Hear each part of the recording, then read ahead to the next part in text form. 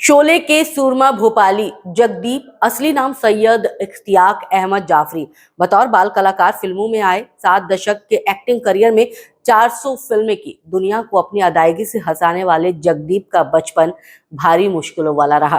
भारत पाक बंटवारे में हुए दंगों में उनके पिता मारे गए। माँ ने अनाथ आश्रम में काम करके उन्हें पाला। माँ की मदद करने के लिए 7 से 8 साल की उम्र में ही उन्होंने सड़कों पर गुब्बारे बेचे, पतंग और साबुन बनाने की फैक्ट्री में काम किया।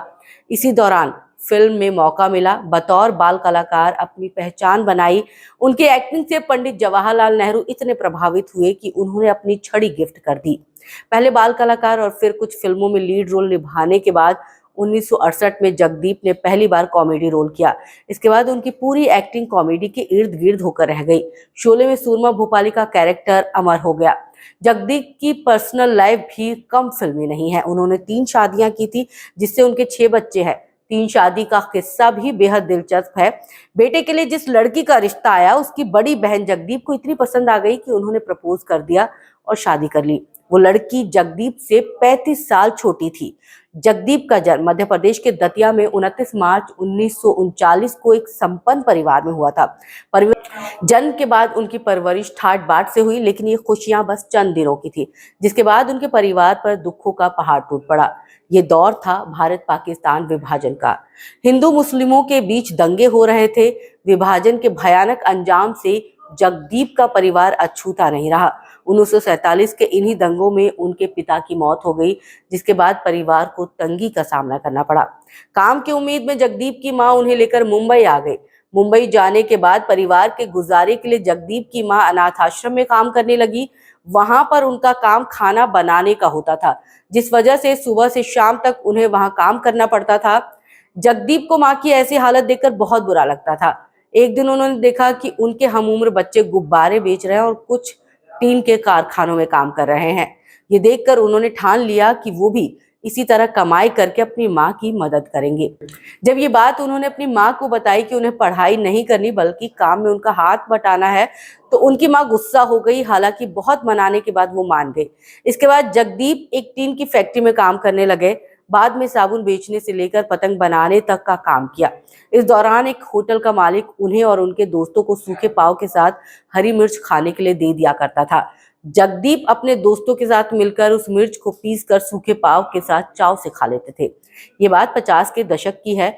इन्हीं दिनों B.R. चोपड़ा फिल्म अफसाना बनाने की तैयारी कर रहे थे। फिल्म के सीन के लिए उन्हें कुछ बाल कलाकारों की जरूरत थी। जब फिल्म की कास्टिंग टीम एक दिन बच्चों की तलाश में निकली, तो उनकी नजर जगदीप पर पड़ी। टीम ने जगदीप से पूछा, क्या तुम फिल्मों में काम करोगे? जगदीप ने कहा, ये क्या होता है साहब? ये सवाल इसलिए था क्योंकि इससे पहले जगदीप ने फिल्में देखी ही नहीं थी। उन्होंने टीम से पूछा कि वो इस काम के बदले कितने पैसे देंगे। जवाब मिला 3 रुपए। इतना सुनते ही जगदीप ने फिल्मों में काम करने के लिए हाँ कर दी। अगले दिन जगदीप माँ के साथ फिल्म स्टूडियो पहुंच गए। जिस सीन में उन्हें काम करना था, उसमें बच्चों के चल रहे नाटक में बच्चों के साथ ही बैठकर ताली बजाना था।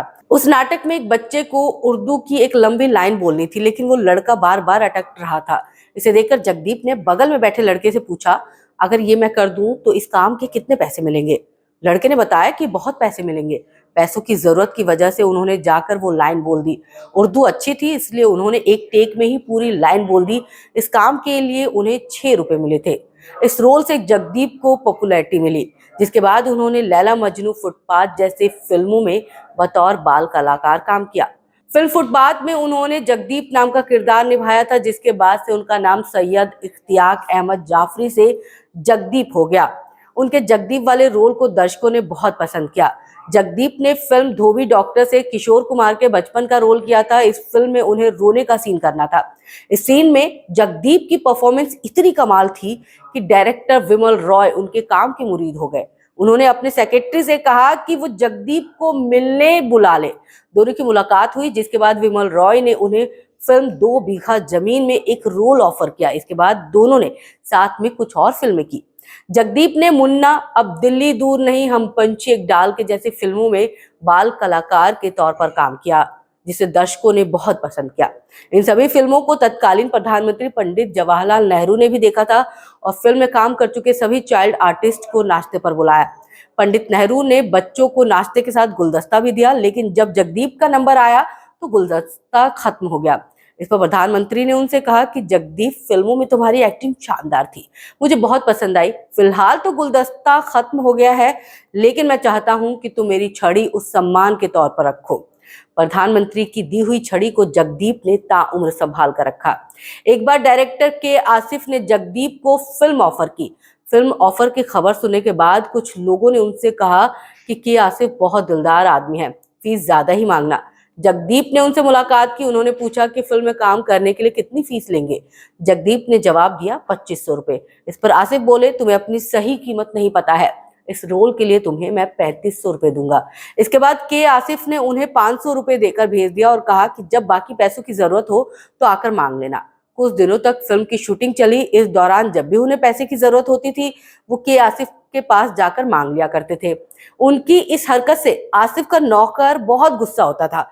एक दिन उसने जगदीप को रोककर कहा कि तुम बार बार क्यों चले आते हो पैसे मांगने?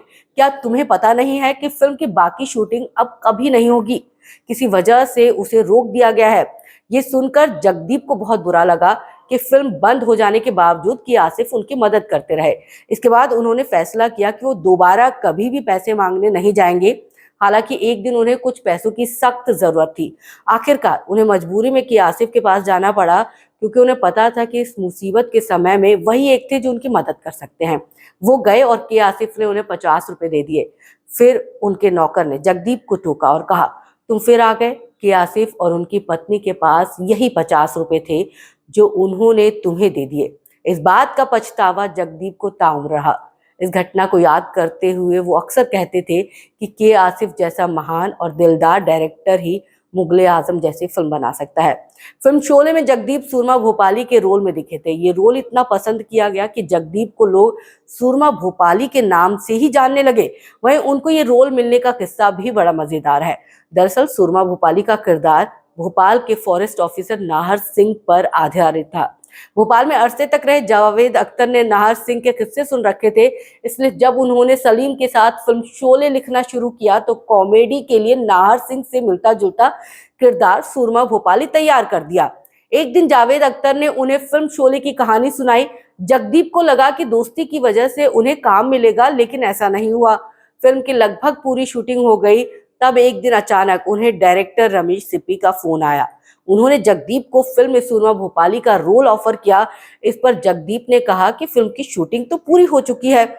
तब सिप्पी ने कहा कि अभी कुछ सीन्स की शूटिंग बाकी है। इसके बाद उन्होंने सुरमा भोपाली का रोल निभाया, जो आज भी अमर है। शोले और सुरमा भोपाली का रोल दोनों ही हिट रहा। इस सक्सेस के बाद जगदीप ने इसी किरदार पर फिल्म सुरमा भोपाली बनाने के बारे में सोचा। उन्होंने ये फिल्म बनाई थी जो 1988 में रिलीज हुई। ये भारत के बहुत से राज्य में फ्लॉप रही, लेकिन मध्य प्रदेश में इस फिल्म के प्रशंसक बड़ी तादाद में रहे। फिल्म सुरक्षा की शूटिंग के दौरान जगदीप का गला खराब हो गया था। कई दिनों के आराम के बाद भी कोई सुधार नहीं हुआ। आखिरकार मेकर्स ने उन्हें उसी अंदाज में डायलॉग बोलने के लिए कहा। जब फिल्म रिलीज हुई तो दर्शकों को दबी आवाज में भी जगदीप का अंदाज काफी पसंद आया।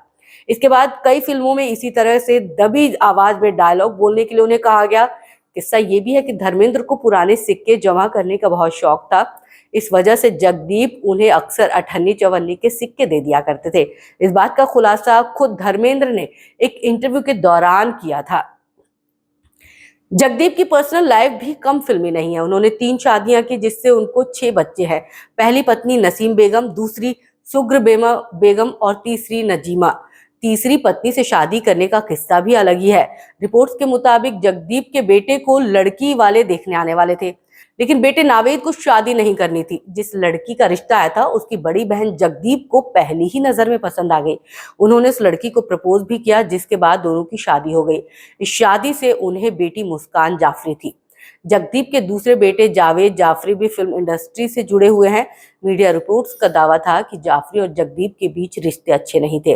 वजह ये थी कि एक समय ऐसा था कि जगदीप बहुत ज्यादा शराब पीने लगे थे और उन्हें जुए की भी लत लग गई थी। उनकी आदत जाफरी को बिल्कुल भी पसंद नहीं थी, जिस वजह से आए दिन उनके बीच बहस होती रहती थी। उन्होंने जगदीप को बहुत बार मना भी किया था। हालांकि कुछ समय बाद दोनों के रिश्ते पहले से बेहतर हो गए। 81 साल की उम्र में जगदीप बीमारियों से जूझ रहे थे। कोरोना लॉकडाउन के दौरान वो काफी कमजोर हो गए थे। आखिरकार 8 जुलाई 2020 को वो अपने पीछे 6 बच्चों और नाती पोतों से भरा परिवार छोड़कर दुनिया को अलविदा कह गए।